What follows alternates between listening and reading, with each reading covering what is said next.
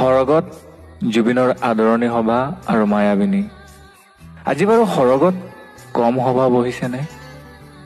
জ্যোতিপ্ৰসাদ হৈছে সভাপতি, সম্পাদক বিষ্ণু ৰাভা, জয়ন্ত হাজৰিকাই দিছে আদৰণি ভাষণ। হোৱা খগেন মহন্ত, অৰ্চনা মহন্তও বহি আছে নিৰলে।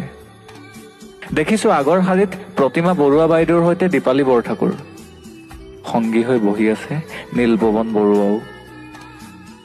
ভিতালীবাৰ আজি ভীষণ ব্যস্ততা, কিয়নো জোনবাইৰ দেশলৈ জুবিন আহিছে। সৰগ সজোৱাৰ দায়িত্ব ভিতালীৰ। অৱশ্যে সহায় কৰিবলৈ লগতে আছে গায়ত্ৰীও। ভগ্নী জংকীৰ চকু আজি চলচলীয়া। এই দিনটোৰ বাবেই যেন ৰৈ আছিল তাই। দাদা আহিব, হেঁপাহ পলোৱাই মনৰ কথা পাতিব। এচুকত বহি জুবিনদালৈ চাই আছে ৰাজীৱ শদিয়ায়ো। মুঠতে সৰগৰ অসম ভৱনত আজি বিশাল সভা। এয়া মঞ্চতে ভূপেন মামাই জুবিনক আলিংগন কৰিছে।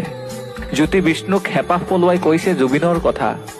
জুবিন কোন, জুবিন কিয় আৰু জুবিন কি। জ্যোতি বিষ্ণুৱে মৌন হৈ শুনিছে জুবিনৰ কথা। সভাৰ মাজতে সভাপতি জ্যোতি ককাইদেউ থিয় হৈ উঠিল। কোনেও ধৰিব পৰা নাই কি হল জ্যোতিপ্ৰসাদৰ। কলাগুৰুৰ ফালে আকুল দৃষ্টিৰে চাই কলে কিবা এটা। সকলো বুজি এইবাৰ বিষ্ণু ৰাভাই এক প্ৰকাৰৰ কাৰা নিৰ্দেশেই দিলে। আজি সভাত বেলেগ গীত নহব, কেৱল মায়াবিনী চলিব। সৰগত এতিয়া মায়াবিনীৰ গুঞ্জন।